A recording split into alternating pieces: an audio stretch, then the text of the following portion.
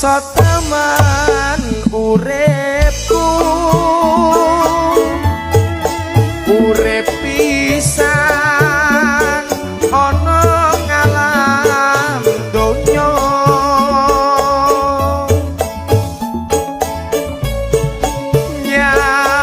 nyambung gawe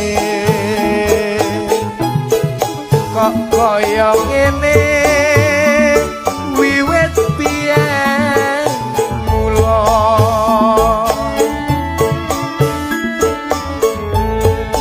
rong puluh taun lawase